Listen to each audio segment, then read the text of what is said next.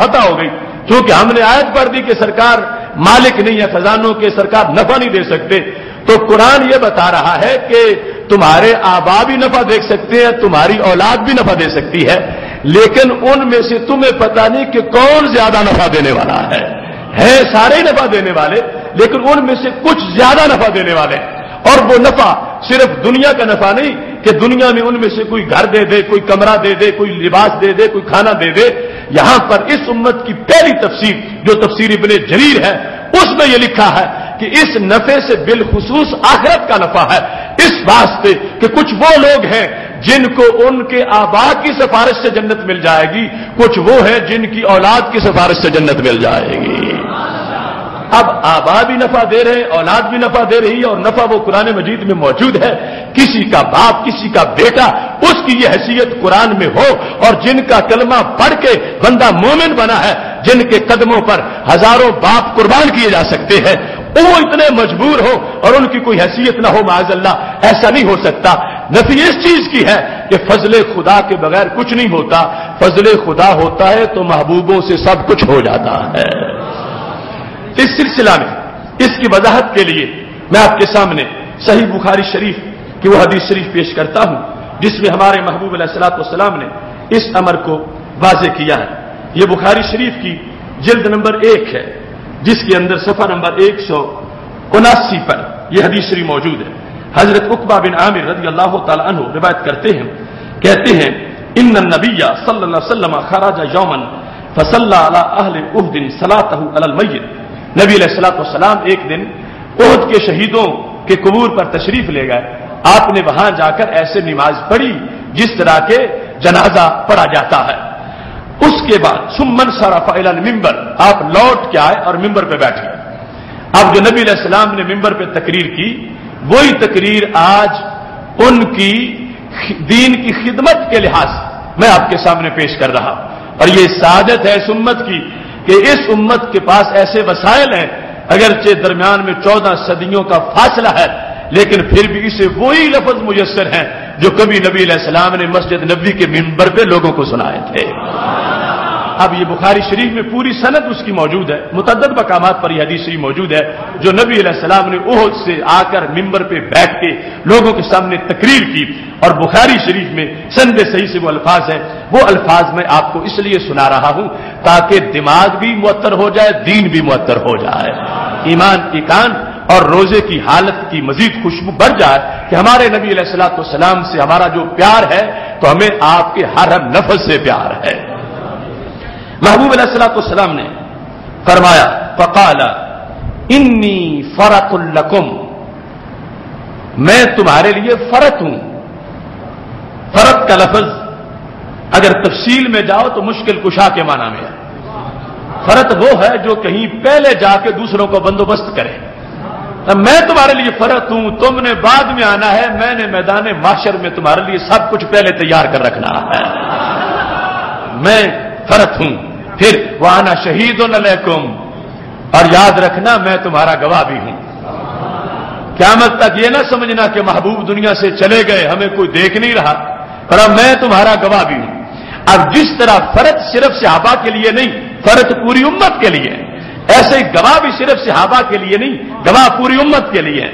فرمایا میں تمہارے لیے گواہ ہوں، اور اللہ نے کہا فَكَيْفَ إِذَا جِئْنَا مِنْ كُلِّ أُمَّةٍ بِشَهِيدٍ وَجِئْنَا بِكَ عَلَى هَؤُلَاءِ شَهِيدًا، باقی ہر نبی اپنی امت کا گواہ ہوگا، اے نبیوں کے نبی تم ساری امتوں کے گواہ ہوگے، تو جو سب کے گواہ ہیں وہ اپنی امت کے تو ضرور گواہ ہیں۔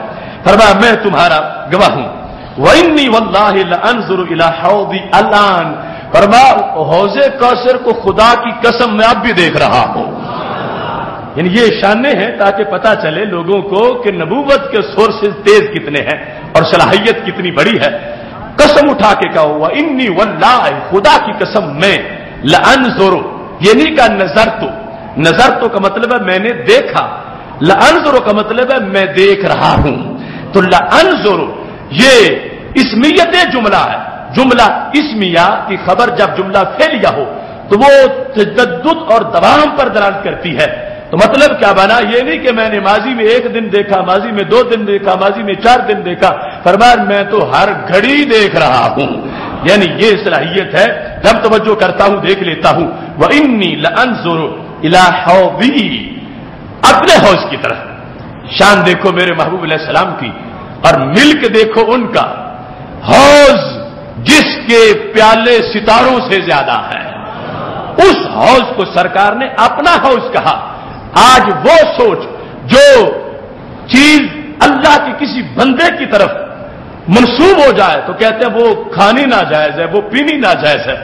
انہوں نے اپنے لیے حوض کوثر کے دروازے خود بند کر لیے ہیں، کیونکہ سرکار نے اس کو حوض اللہ نہیں کہا، حوض الرسول کہا ہے. حوضی میرا حوض، تب میں اپنے حوض کو میرا حوض. اب اور لوگ کون ہے؟ کوئی حکمران، کوئی تاجدار جو قیامت کے دن ایک مٹھی کو بھی کہے کہ میری مٹھی، جو میری مٹھی کی کنکری ہے. قیامت کے دن تو سب کی بادشاہتیں اڑ چکی ہوں گی، سب بڑی بڑی اونچی کرسیوں والے قدموں کے نیچے موم جامے بن چکے ہوں گے، سب تاجوروں کے تاج اچھل چکے ہوں گے، مگر قیامت کے دن بھی کروڑوں میلوں میں پھیلا ہوا حوض وہ سرکار کا ملک قرار پایا ہے. رب میرا حوض.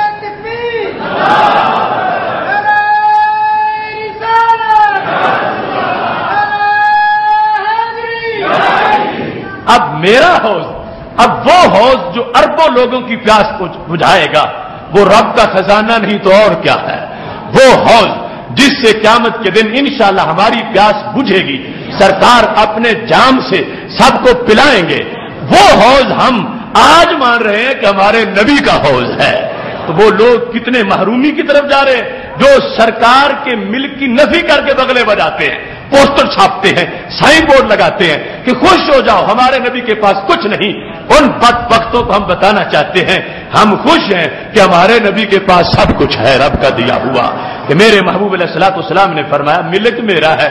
تو میں آج ہی دیکھ رہا ہوں، دوسرے دیکھیں گے قیامت کے بعد. میں آج دیکھ رہا ہوں اپنے حوض کو، اور یہ وہ حوض ہے جس کا پانی صدیق بھی پئیں گے، شہید بھی پئیں گے، کتب غوث ولی بھی پئیں گے، نبی رسل بھی پئیں گے، اور لنگر ہے میرے نبی علیہ الصلوۃ والسلام کا. اس واسطے سرکار نے فرمایا تھا اللہ اجود جودا، اس کائنات میں سب سے بڑا لنگر خانہ رب ذوالجلال کا ہے. وَأَنَا أَجْوَدُ بنی آدم، پر رب کے بعد پوری انسانیت میں میرا پہلا نمبر ہے. بنی آدم میں سارے نبی بھی آ گئے، سارے رسول علیہ السلام بھی آ گئے، ان سب کے مقابلے میں میں زیادہ جود والا ہوں. اس کی ایک جھلک دیکھو حوض کے انداز میں. میرا حوض، میں اس حوض کو آج بھی دیکھ رہا ہوں. لہذا قرآن مجید کی جتنی آیات میں ہے لا عملے کو، میں مالک نہیں ہوں، میرے پاس خزانے نہیں ہیں، تو اس کا مطلب یہ بنا میں اپنے طور پر مالک نہیں، میں رب کے بنانے سے مالک بنا ہوں. چونکہ دوسرے مقامات پر تو چونکہ وہ ایک قسط ہماری پوری ہو چکی ہے، اس میں الا ماشاء اللہ کے الفاظ موجود ہیں کہ جو رب چاہے میں اس کا مالک ہوں. تو اللہ سے استثناء کر کے خود اپنا ملک ثابت کیا. اور یہاں خزائن اللہ کی جو وضاحت ہے اس کی ابھی تمہید ہے، اگر آگے خود لفظ خزانہ بھی آئے گا، لیکن یہ اجمالاً میں حوض سے بھی اس کو بیان کر رہا ہوں کہ حوض جو میلوں تک ہے، حوض جو انسان سواری پہ بیٹھے کئی سالوں تک اس کے ایک کنارے سے دوسرے کنارے تک نہیں پہنچ سکتا، آسمان کے ستاروں سے جس کے پیالے زیادہ ہیں، وہ حوض میرے محبوب کا ملک ہے. میرا حوض، میرا حوض. اور یہاں تک کہ جو حدیث ہے نا رمضان شریف کے بارے میں، جس نے کسی روزے دار کو پانی پلایا، افطار کروائی، اس کو کیا ملے گا؟ فرمایا سقاہ اللہ من حوضی شربتن، اللہ اسے میرے حوض سے پانی پلائے گا. اللہ اسے میرے حوض سے، حوض کو پھر بھی اپنی طرف منسوب رکھا، حوض میرا ہے، پانی رب پلائے گا. اس کو اللہ میرے حوض سے پانی پلائے گا اور پھر کبھی اس کو پیاس نہیں لگے گی.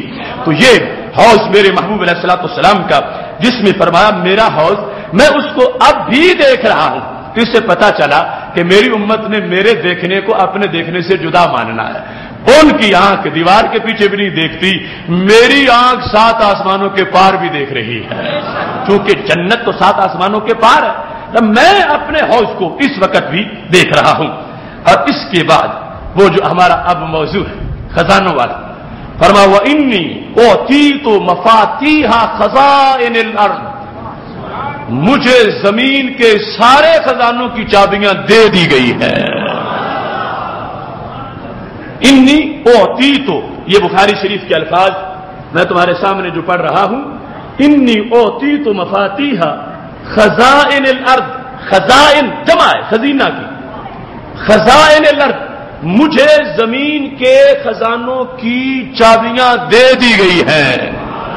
تو جس کی چابیاں ہوتی ہیں خزانے تو اسی کے ہوتے ہیں، مجھے دے دی گئی ہیں، مجھے عطا کر دی گئی ہیں۔ لفظ کتنے خوبصورت ہیں جن میں پورا عقیدہ اہل سنت ہے۔ میں نے جو تمہید بیان کی اس سے اب کیسے واضح ہوا؟ جو نفی کی فرمایا میں اپنے اپنی مالک بنا، جو اس بات کیا فرمایا میرے رب نے عطا کیا ہے۔ اوتی تو مجھے دیا گیا، مجھے عطا کیا گیا۔ مفاتیح مفتاح کی جمع ہے، چابیاں، خزائن الارض، زمین کے سارے خزانوں کی۔ ارے جو سارے خزانوں کا مالک ہو اسے بھلا نادار کون کہہ سکتا ہے؟ اس کے ہاتھوں کو خالی کون کہہ سکتا ہے؟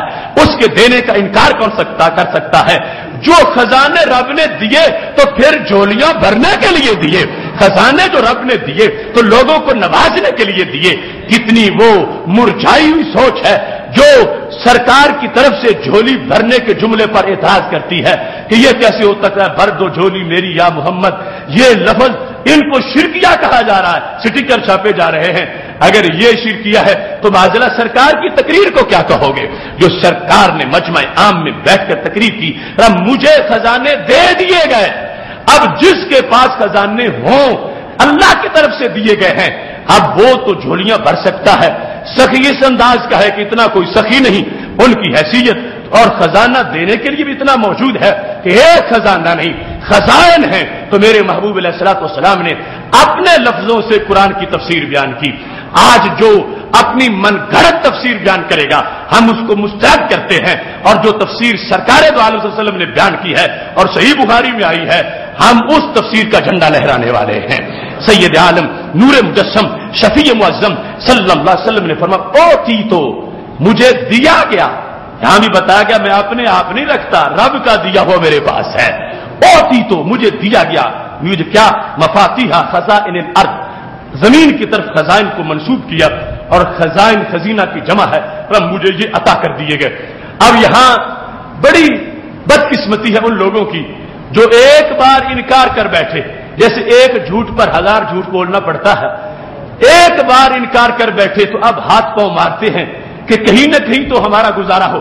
اب اس حدیث پر ان کا تبصرہ یہ ہے یہ تو خواب کی بات تھی، یہ خواب کی بات تھی، خواب میں کوئی خزانے دیے جاتے ہیں، بس خواب تو خواب ہوتا ہے۔ تو میں کہتا ہوں بے وقوفو، یہاں تو خواب کا ذکر نہیں، یہاں تو سرکار کے منبر پہ بیٹھ کے بیان کرنے کا ذکر ہے۔ جو احد میں گئے تو جاگتے گئے، احد والوں کو ثواب پہنچایا تو جاگتے پہنچایا، پیدل چل کے آئے تو جاگتے آئے، منبر پہ بیٹھے تو جاگتے بیٹھے، تقریر کی تو جاگتے کی۔ اگر پہلے جملے جاگتے بولے ہیں تو خزانوں والا بھی جاگتے بولا ہے اور جاگتے بولتے ہوئے جگا دیا ہے۔